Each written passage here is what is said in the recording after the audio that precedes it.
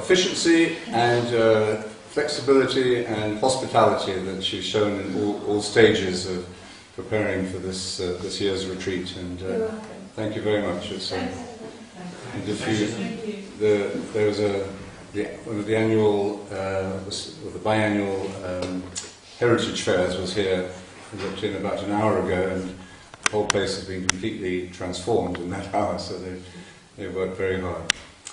So welcome to you all. And over the next week, we follow a pilgrimage, pilgrimage of the Spirit, through the mysteries of Holy Week, as we reflect on the Paschal mystery, on the life, the death, the resurrection of Jesus.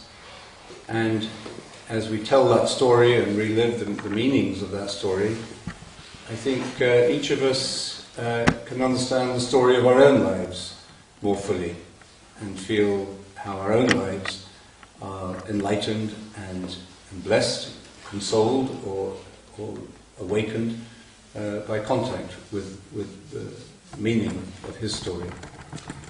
And it's a preparation, of course, for the liturgies of Easter, which are ancient rituals that we could enter into with closed minds and in a rather mechanistic way, or that we can enter into really as mysteries and find ourselves being touched and being awakened in ways that we didn't expect. So preparing for those liturgical experiences, I think, is important, and to do that here on Bere Island, where you've come on a physical pilgrimage, is a very special opportunity. My own connection with the island goes back through my mother, and it's rather peculiar but wonderful set of circumstances that that led to the fact that I spend time here regularly, and that it has become a very important place in the life of our community worldwide, in fact. We had the Irish National Retreat here a few months ago, but it's become an important part of the spirit and the life of our community worldwide. And I'm sure, as we were very lucky with our weather committee, who produced a really fantastic opening day, and we were sitting actually in the kitchen this morning at my house, and somebody said, "Oh, it looks as if the weather's getting worse," and then a minute later he said, "No, I think it's getting better." And that tends to be the pattern of the weather here. But when it is like this, we see all the colours of life with great vividness, and even on the wet and windy days it has its own beauty. So I hope you'll see some of the variety. And that variety of weather, of course, reflects the variety of our own experiences and of the phases of our own lives. The joys and the griefs, the losses and the breakthroughs. Our own lives have many different weather patterns. And those of you who have had the good fortune or the grace of discovering meditation as part of your life will know that there's a very special gift in placing meditation into your daily life. Some of you have discovered that and made that part of your life for maybe many years. And you have discovered, I'm sure, that regular daily rhythm of meditation takes you through the different weather patterns, or the good days and the bad days, with a deepening sense of meaning and stability. And those of you, some of you have perhaps dabbled a little bit with meditation, read about it, maybe even gone to a retreat once or twice, or visited a meditation group, and you have tasted it and would like to develop it more, but then something happened and that rhythm got interrupted, or maybe you hit a bad weather pattern in your meditation and you got discouraged and gave up, or maybe you just got too busy. So I hope that whether you are a regular meditator or an on-off meditator, or even maybe quite new to it, and this is the first time that is usually the case. There's usually at least one person there who's walked in thinking that they were coming to something else and find themselves on a meditation retreat. I hope that for each of us there will be something to learn, something to be enriched by. What I'd like to focus on in the talks will be the stages of the journey. It's difficult to map out a spiritual journey any more than it is no less than it is to sketch out the phases of our own lives, because we are a story under construction. We'll be telling the story of the passion and the death and the resurrection of Jesus, which in many ways is a historical event, although it's a historical event that has entered into our present experience. That's why it's worth telling and understanding. But in our own lives, even though we can sense how our lives have been touched by his life, the stages of our own life are still shifting. We don't know how long the phase we're in now will last, and so on. But so it's difficult to speak about the stages of a human journey. But on the other hand, there are patterns. There are identifiable stages on the spiritual journey. Some people may take 25 years in one stage, and another person might take 3 weeks. There's a huge amount of individual variety, but there is at the same time a human pattern that we all follow in some way, simply because we are human. So we can talk about these stages, and there are many ways we could describe them, of course. And if you look at the mystical tradition, you'll find many different ways of describing the spiritual journey. And I'd like to draw on one of those descriptions over the next few days from an early master of the Christian spiritual tradition, a monk. We know he was a monk, but we don't know much more about him, called St. Peter of Damascus. And he's he wrote quite a lot, although we don't know much about him, probably about the 10th or 11th century. And he's one of the best represented figures in this great collection or anthology of mystical texts called the Philokalia, or the Philokalia, if you want to be precise. And then there's one of his sections is called the 8 Stages of Contemplation, and it's full of interesting and helpful insights, which I think we clearly have to translate into our own language, and on occasions it may seem very foreign, even a bit off-putting, but there's a wisdom there that can really illuminate, I think, our own journey. So I'll be drawing on some of those passages. We don't know much about him, except that he was a pretty open-minded monk of his day, and he believed that the experience of continuous prayer was open to everybody, absolutely regardless of whatever state of life they were in. And that's not always the case. There's many traditions. I know I met Buddhist monks who had said they didn't really believe that lay people could meditate, that you needed to be in a monastic environment under strict vows in order to really get into the serious stages of the spiritual life. And that you find that in the Christian camp as well. But in all these traditions too, there are teachers like John Main who had a very clear insight that this is open to all, that the message of human fulfillment is not restricted to particular lifestyles or personalities. So our friend Peter of Damascus is one of these more open-minded and insightful figures. He was also quite a moderate person, and that's also something to admire in spiritual figures of this kind, because sometimes they can become a little one-sided, they can become a little extreme, a little fanatical even. And to maintain a balance, a spirit of moderation, adds a lot to the trust that you feel, or the authority that you give to a teacher of this kind. And he certainly is one of the great teachers of moderation, avoiding extremes.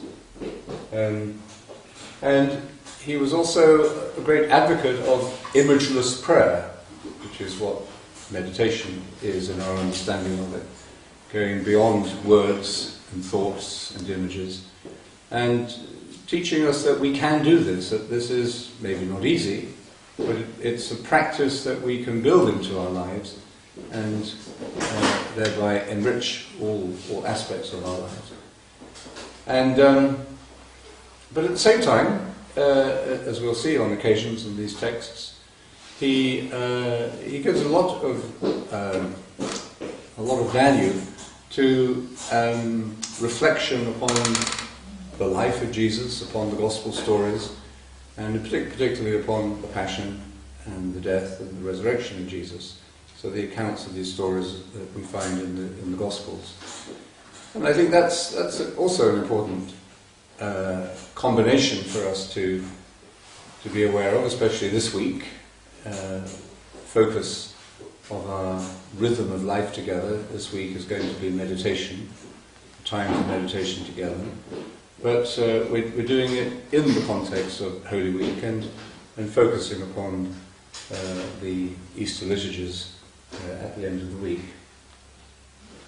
And I'll go over the timetable a little bit just before we finish this evening session. He, like many of the teachers of his era, Peter of Damascus speaks a lot about the need for purification, even as he calls it the tears of compunction. And that's language that we don't relate to very easily today. We don't like people to tell us that we should have the gift of tears. But there was actually a great wisdom, which is still relevant to us in that language, if we can unpack it. And some of it we've lost. Some of that wisdom has drained away with our psychology and our own sort of understanding of happiness or of fulfillment. So it will be interesting, I hope, to look at some of that language and to see what he really means by purification, why he thinks that the tears of compunction can help us on our journey to wholeness and to happiness. Let me just begin by describing the way of meditation to you in this tradition that he himself would have followed. In the tradition of the Eastern Church, meditation is usually called the prayer of the heart, or hesychasm. The word hesychasm means stillness or silence. And in the Western Church, of course, for a long period, this whole contemplative dimension of prayer, especially for lay people, got marginalized or lost. And it's one of the hopeful signs in the modern church in recent decades that this dimension is being recovered. And perhaps the trials and tribulations and the shameful aspects of the institutional church's life in recent years, no less than here in Ireland, I think is due to the incredible imbalance that we fell into. That a whole dimension of Christian life got skewed and lost. And we were walking through life, with one arm and one eye, walking in a confused and in a blurred way. So the recovery of this contemplative dimension of prayer has been, and is one of the really hopeful signs for the renewal of Christianity in our time. The word meditation comes from, or is similar to the word medicine. And the prefix med, M-E-D, suggests, in the Greek form, suggests care and attention. So we can relate to that easily enough. When you go to a hospital, you go for medical care, medical attention, and you expect that the person giving you that care is paying attention to you, giving you their attention. You don't feel very comfortable if you realise that the doctor or nurse is distracted when they're supposed to be caring for you. And that's true in our private lives, in our intimate relationships, or in our marriages or communities or families or friendships. This quality of attention and caring for each other is really what makes the quality of our lives. If that quality of care and attention is diminished or damaged, then it damages not only the quality of our lives, but even the survival of the relationship. So we have to work at care and attention in our relationships. And it's a two-way process, of course. We all like to receive attention, we all like to be cared for, but also we have to give care and give attention, even at times when that's not what we feel like doing. So, if we can understand meditation at this very basic level of human relationship as giving care and attention at the primary level, in a sense, to ourselves. It's not self-indulgent, it's not self-centered, it's not narcissistic. In fact, it's the opposite of all those things. But it is, in a real sense, loving ourselves, which is, for many of us, one of the most difficult things we ever have to learn, truly how to love ourselves. And especially if we've had experiences early in life which make us feel that we're not lovable. Those are very deep-rooted patterns and deep-rooted assumptions that it can take a long time to correct or to transcend. So, just thinking first of all of meditation itself as a process of care and attention to oneself, to the deeper self, not just to our ego with all its variabilities, with all its shadow side and so on, but to the true self, to the true person that we are, who we may not yet fully know, of course, but who we sense that we are. And the very first thing we discover whenever we do pay attention or try to give sustained care is that it isn't easy to sustain it. That paying attention is okay for 2 or 3 seconds, or for the length of a TV commercial sometimes, but to maintain that attention over a period of time, and to go through the bad weather and the good weather patterns while maintaining that quality of care and attention, is quite challenging. And none of us do it perfectly. There's no marriage, there's no community, there's no friendship, probably there's no professional relationship for that matter, that hasn't failed on many occasions to keep up the highest standard of care and attention. And then we suddenly catch ourselves, or we find the relationship's gone into meltdown, or we're suffering, and you need to do something about it. Now, the same is true of meditation. In a way, meditation is about developing and building on the primary relationship we have with ourselves. When Jesus was asked what is the first commandment, he said to love God and then your neighbour as yourself. And that's a theological way of putting it. That's the kind of, if you took in the great design, that's how it works. The love of God, the love of neighbour, and the love of self. And he said these are really form one commandment. They're one truth there. There's one law of love there. These are not three different commandments. We can pick and choose, or we do one first and then the second.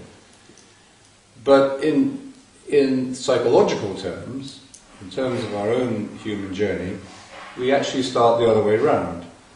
We start with ourselves, with the love of self.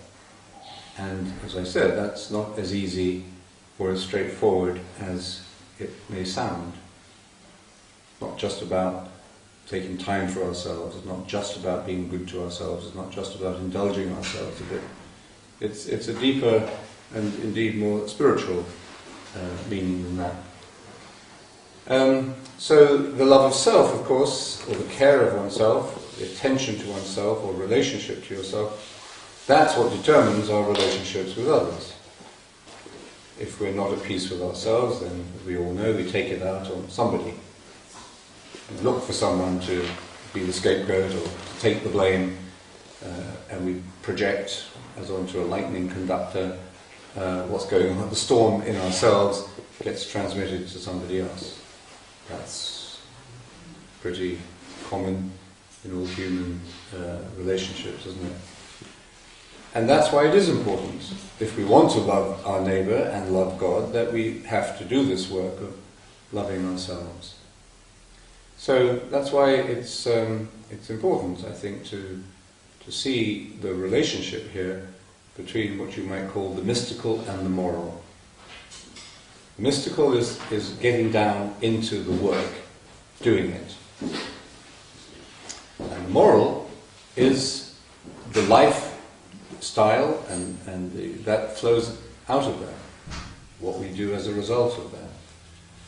So the mystical doesn't mean that we're levitating, it doesn't mean we're developing paranormal powers, all of that, according to all the great spiritual traditions, in fact, and you find the same thing in our friend Peter of Damascus, is irrelevant to the spiritual side of things. It's not about miracles. It's not about extraordinary powers. It's not about becoming superhuman. Not like becoming Superman with magical elements of Krypton or whatever it was. That isn't what we mean by the spiritual journey. And in fact, they even go further than that, the great teachers, or sound teachers, because they say all of this stuff has to be avoided, if at all possible, and if you're lucky, you will avoid it. And if it does happen, then really don't get hooked on it. It could easily, inflate your ego. You can easily feel that you're actually becoming a very spiritual person because some of these odd things have happened to you.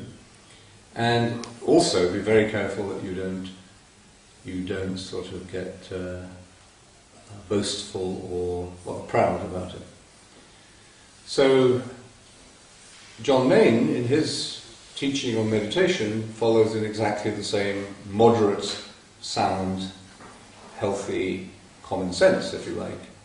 He says, when you meditate, nothing will happen, or don't expect anything to happen during the meditation, and if anything does happen, ignore it.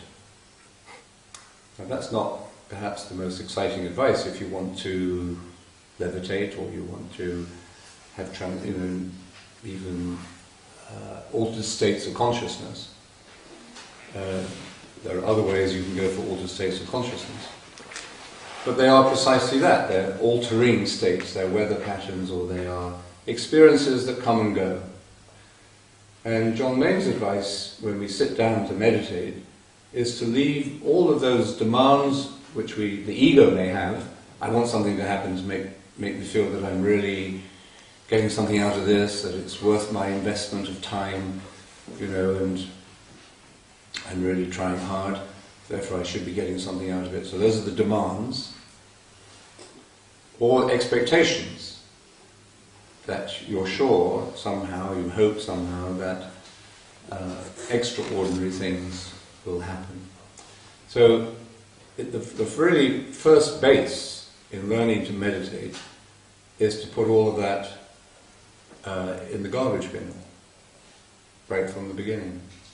Sometimes quite difficult to do because it seems a bit strange. Why should I do something without any demands or expectations? And so we do actually carry some demands and expectations into the journey when we begin. Even we may not be consciously or deliberately expecting or demanding something, but we're kind of half hoping that something will happen. If we can really let go of those demands and expectations, or as much as we can, what we then realize is that we are on a journey of faith. And that's when things really do start to happen. Faith really does move mountains. It's not magic.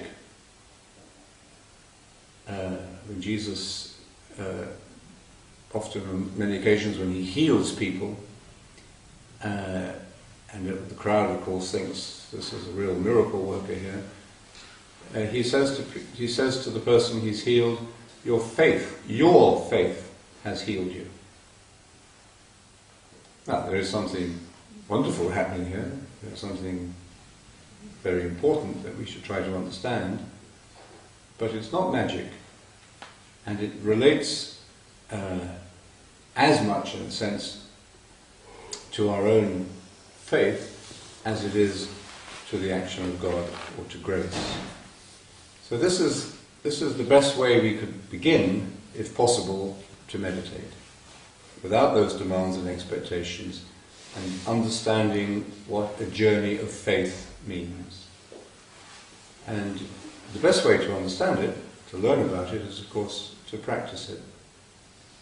But because it's unfamiliar territory, because the inevitable question is, when will something happen, or how do I know if I'm doing it right?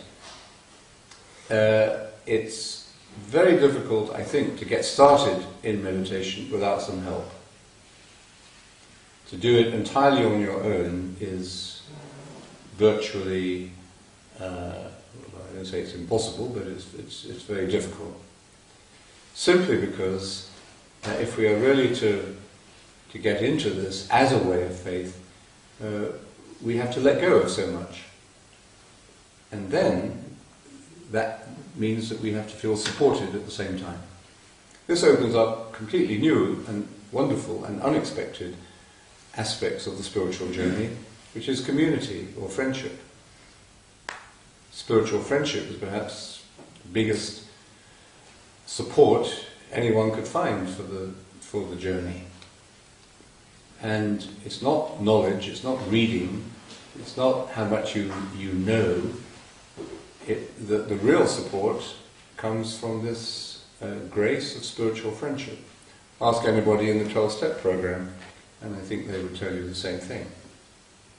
It's in many ways, of course, in very real ways, the 12-step program is a spiritual journey. And the mentoring and the friendship and the fellowship is absolutely central to the healing process, or the restoration of balance and health and integration. And it's the same in meditation as a spiritual journey. So, having said that, let me just track to the practice. When we meditate, we are laying aside our thoughts.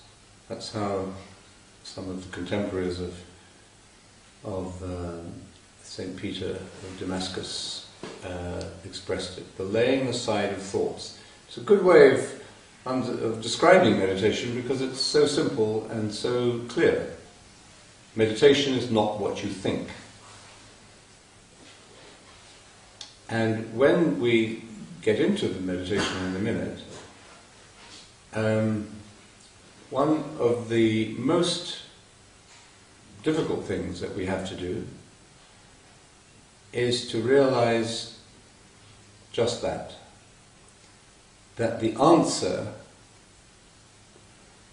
or the goal or what we are looking for, and of course there is a purpose to meditation, is not something that we can achieve by thought. You can solve many problems by clear thinking, rational thinking, facing things as they are, telling it as it is. That a good clear mind, which meditation helps to create, can solve many problems and bring you to lots of values and virtues. But in meditation, we're not problem solving, we're not answer seeking. And therefore, we lay aside our thoughts. So what we are actually doing is entering into a kind of experience in which, putting it this way, God is not something or someone that we're looking at, but much more a reality, a presence, an experience that we enter into, that we find ourselves in, that we participate in. So that's why we let go of thinking about God, because we can never know God by thought. We can never imagine this experience, in fact. And therefore, the laying aside of thoughts, the letting go of images and imagination, and letting go of the words that we like to use to dress up our thoughts, letting go of all of that at the time of the meditation is itself the spiritual work. It has psychological consequences. It will de-stress you. It will make you feel calmer. It will give you a break from your problems. It will interrupt some negative mental and emotional patterns. So it's very good for you, as medical science knows. But what you're actually experiencing in the deeper sense is what the spiritual tradition calls poverty of spirit. And that is a very difficult phrase to make sense of because it sounds negative, it even sounds a bit masochistic.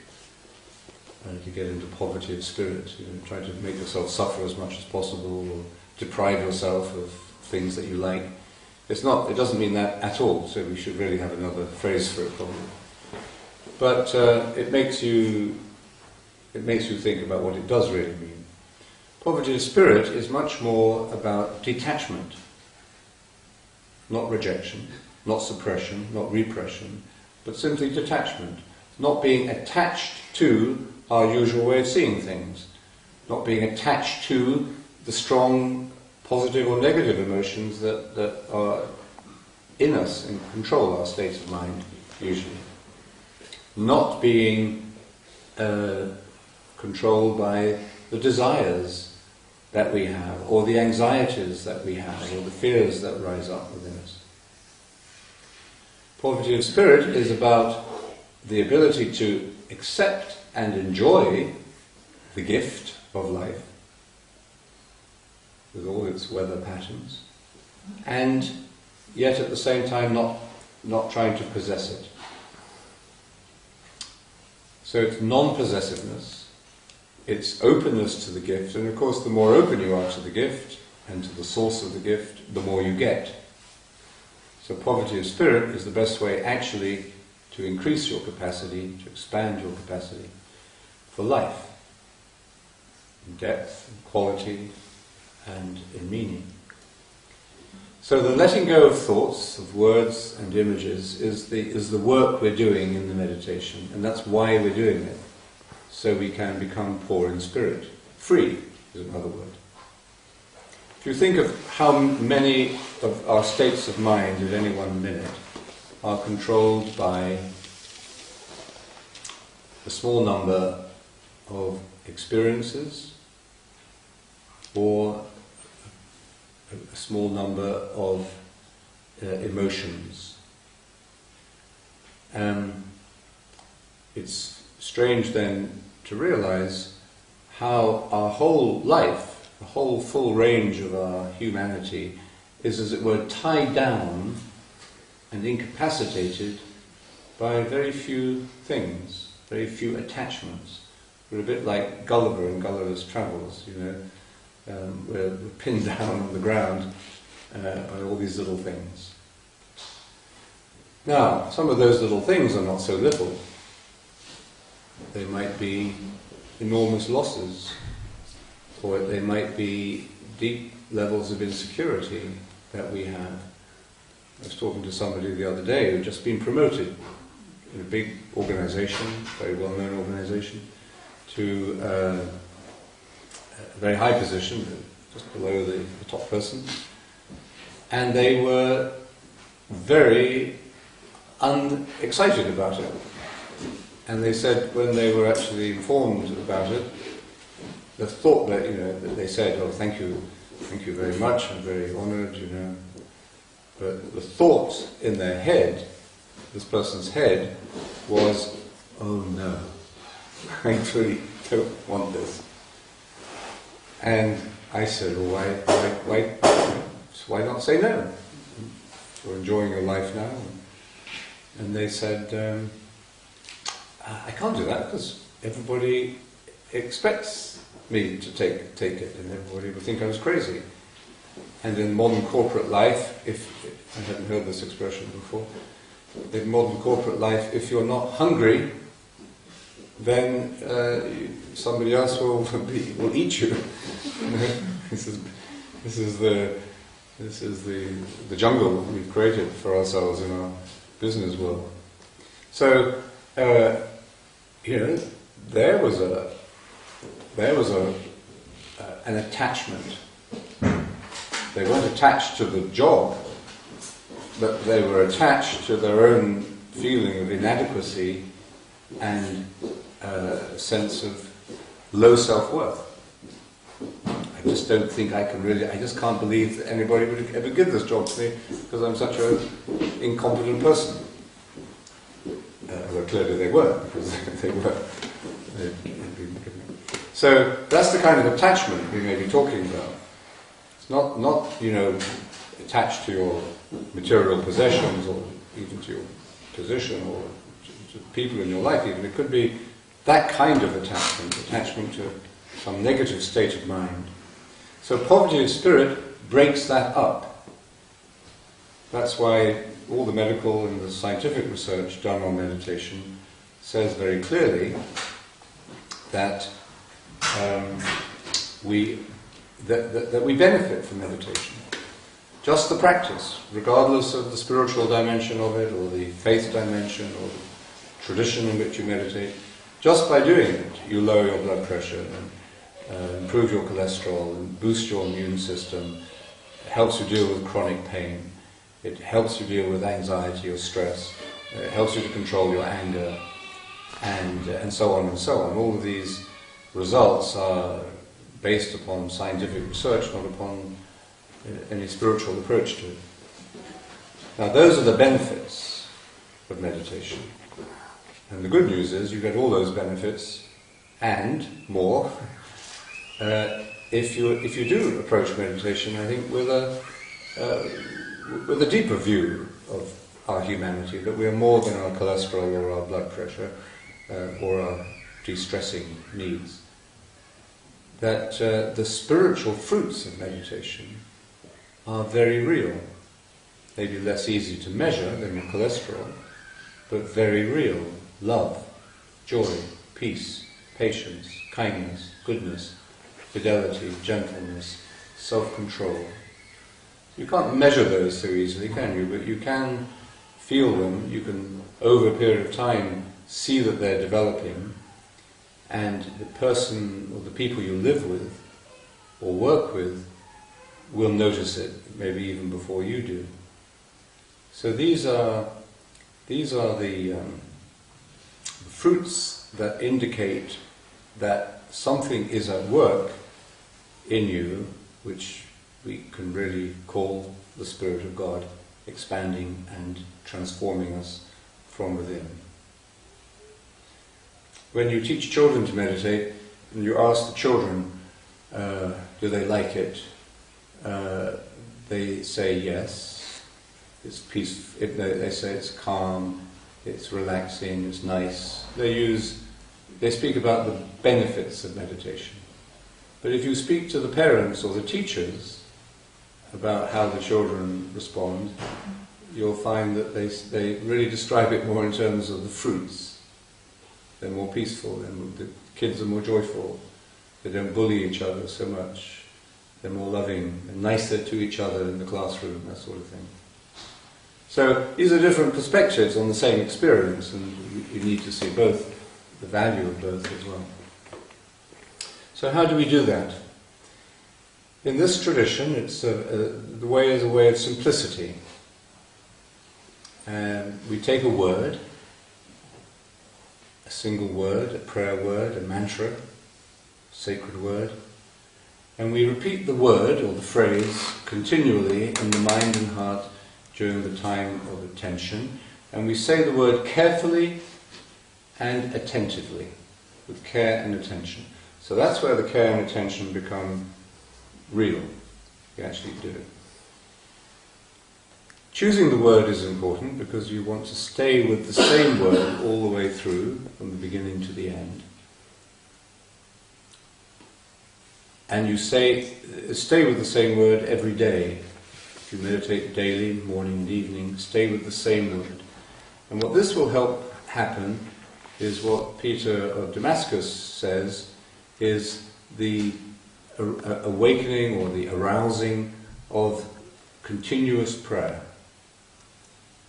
Now that doesn't mean you become a God fanatic, always speaking about God, or always thinking about God, or always using religious language and becoming very pious. That probably is not a sign of continuous prayer. It may well be just a sign of a little bit of neurosis.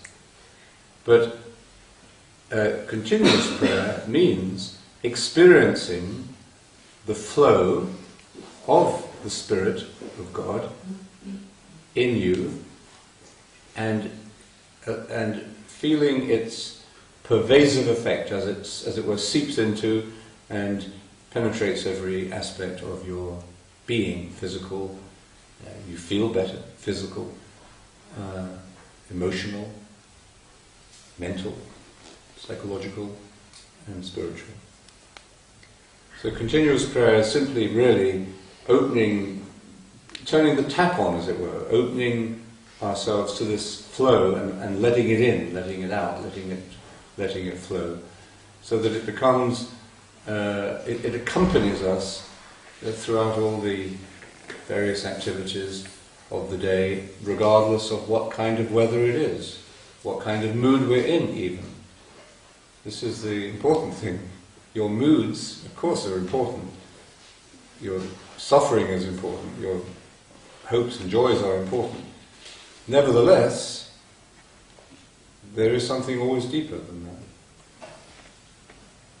Otherwise, we wouldn't be fully human. We're capable of touching into the ground of our being and realizing what an infinite space, infinite resource that ground is. So, saying the word continually allows the word to sort of sink deep into the heart, become rooted there, and then it just continues this flow of the Spirit. as it flows into. It's a pure stream of, like the water on Bere Island. It's pure, and it purifies the whole of our system. This is what the mystical writers like Peter here mean by purification.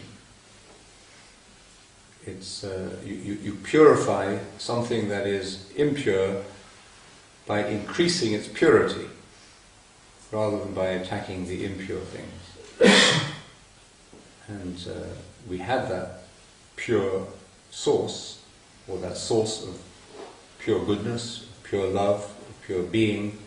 We have that within us. So just turn the tap on a little bit more and let more of it out, more of it through us. That's continuous prayer. So that's why we stay with the same word. Choosing the word. You could take the name Jesus, or the word Abba. The word I would recommend is the word Maranatha. The word Maranatha is an ancient Christian prayer. It means "Come Lord." It's in Aramaic, the language that Jesus spoke. It means, it's a sacred word even for the very early Christians. And it's also a good word because of its length and the sound of the word.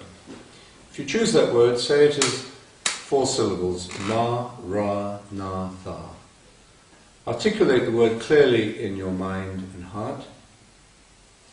Don't visualize the word, but say it as a sound, as it were, and listen to it, but articulate it clearly, gently. You're not using force, so don't let the ego get too much into the saying of the mantra. Just say it gently, but say it faithfully. And to do something gently and faithfully means a little bit of finesse. It's a little bit of it's a good balance is required. So sometimes people are too gentle, which means they don't, they sort of give up saying the mantra very quickly and just go on a walkabout mentally. They just float and just sort of drift on the stream of their thoughts and emotions. Or, on the other hand, according to your personality or your mood perhaps, you try too hard. So you become a real sort of a-personality type meditator, and you're determined to break this as quickly as possible. So, as with anything else of significance, we need to balance this.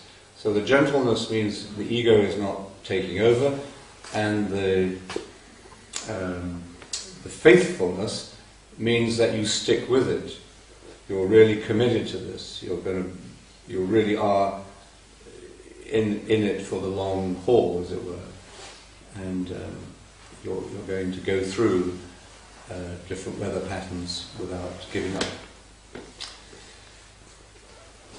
So let's take our time for meditation now, and to open the retreat.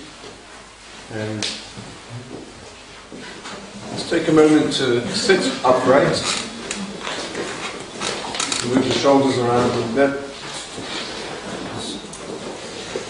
straighten up, loosen up. Basic rule of keeping your back straight and keeping your feet on the ground if you're sitting on a chair like this reminds us that the body is very much part of our spiritual journey, and the split between body and mind and spirit is a false one. And the body can help us to really ground our spiritual life. We believe in the incarnation, we believe in the resurrection of the body, although in different forms, but the body is the body forever. And so, just taking a moment to physically prepare yourself, that's why we'll have the yoga every morning as well, is a good reminder of the nature of the journey we're making. It's a way of integration, a way of harmony. So relax your shoulders, relax the muscles of your face. Just take a few breaths and pay attention to those breaths as you take them. As you feel the air coming in through your nostrils, filling all the cells and molecules, and breathing out gently.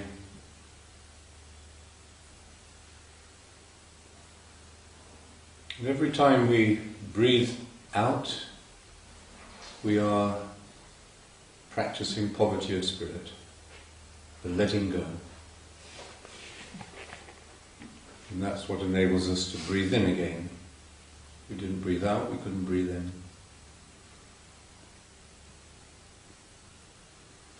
That's why John Main says meditation is as natural to the spirit as breathing is to the body. There's no strict rule about how to say the mantra, and you don't want to become too technique-minded about it.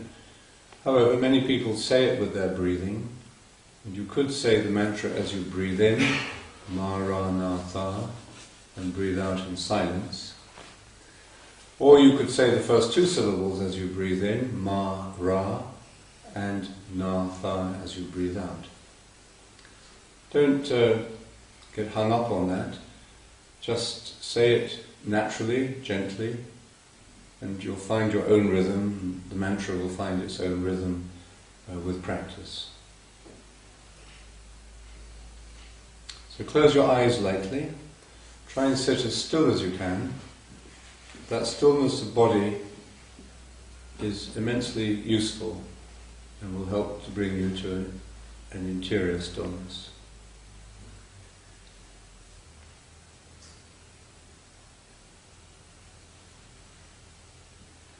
Try to be as quiet as you can so that we can build up a silence among us that will support each one of us. And that will bring us to an interior silence.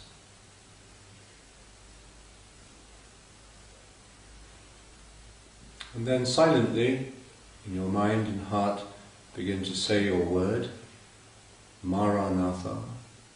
Ma-ra-na-tha. Ma-ra-na-tha.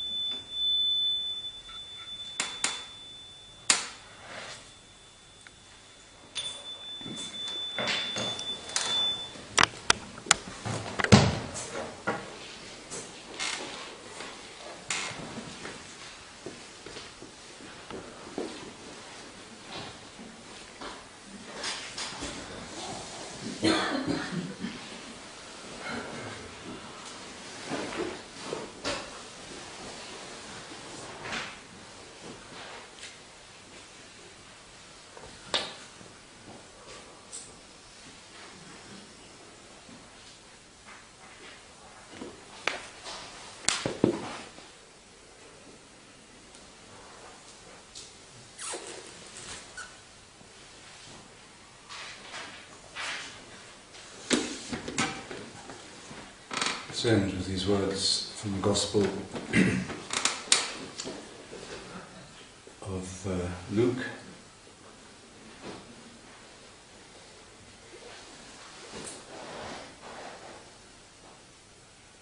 They asked Jesus, "When will the kingdom of God come?" And he replied, You cannot tell by observation when the kingdom of God will come. You cannot say, look, here it is, or there it is, because in fact, the kingdom of God is within you. The kingdom of God is among you.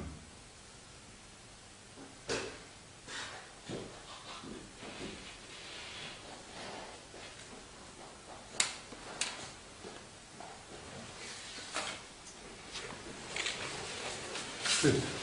So we'll have opportunities on other days for some conversation and discussions. And you have discovered, I'm sure, that regular daily rhythm of meditation takes you through the different weather patterns, or the good days and the bad days, with a deepening sense of meaning and stability. And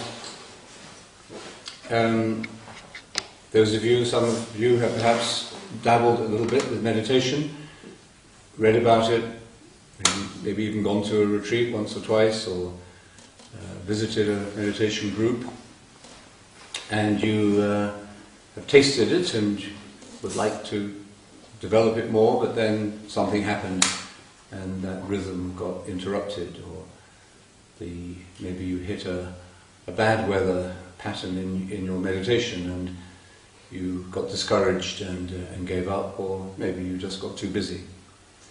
So I hope that whether you are a regular meditator or an on-off meditator, or even maybe quite new to it, and this is the first time that is usually the case. There's usually at least one person there who's walked in thinking that they were coming to something else and find themselves on a meditation retreat. I hope that for each of us there will be something to learn, something to be enriched by. What I'd like to focus on in the talks will be the stages of the journey.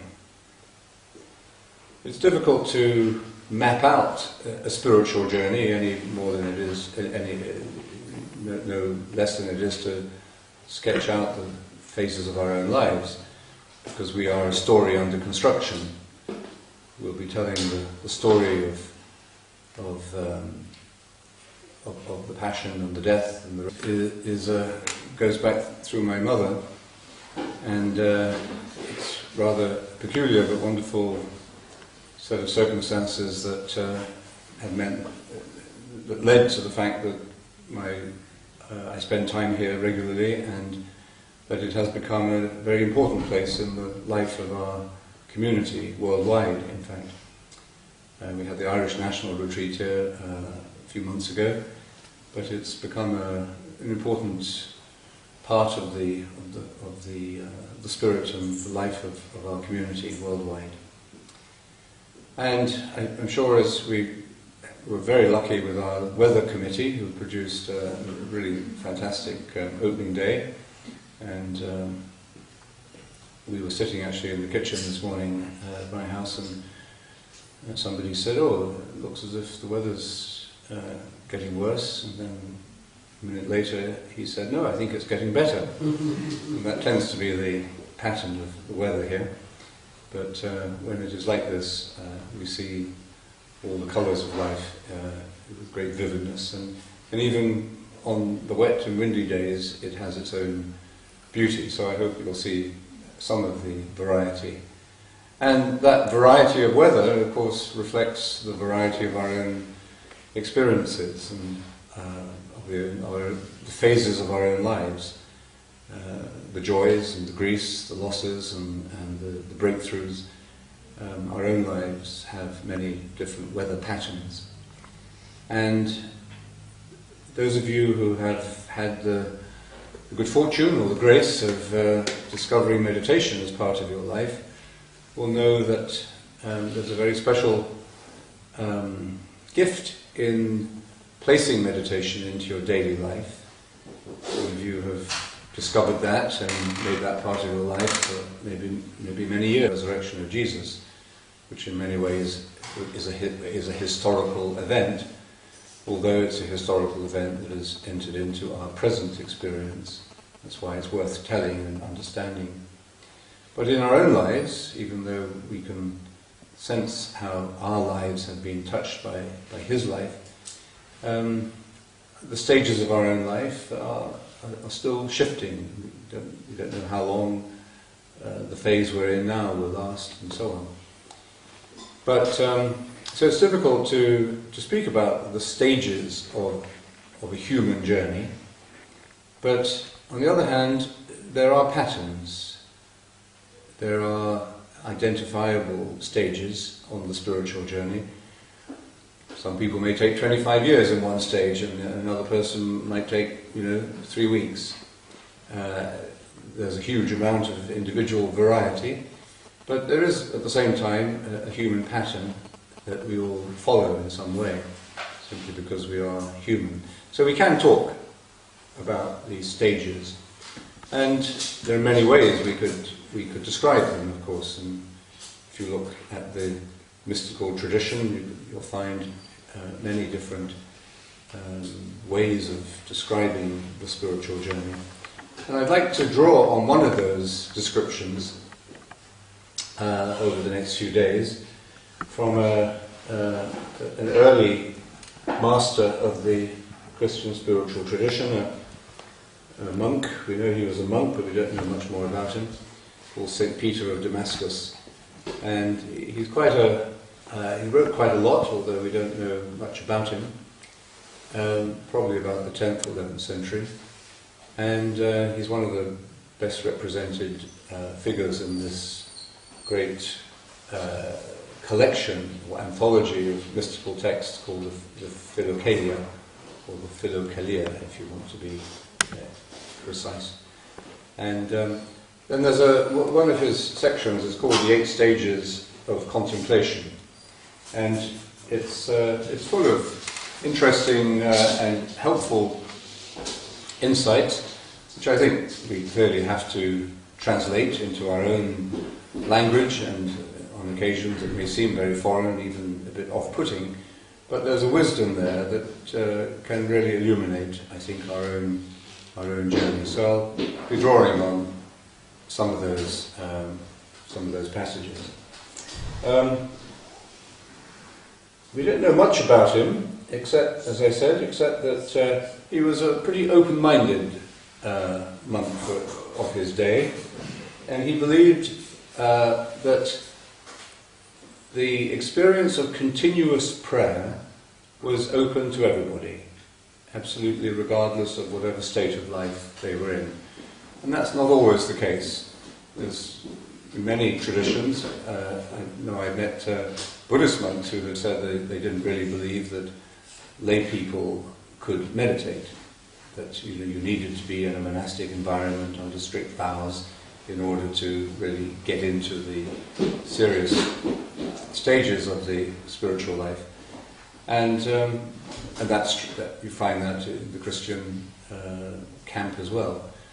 But in all these traditions too, there are teachers like John Main who had a very clear insight that this is open to all, that the message of human fulfillment is not restricted to particular lifestyles or personalities. So our friend Peter of Damascus is one of these more open-minded and insightful figures.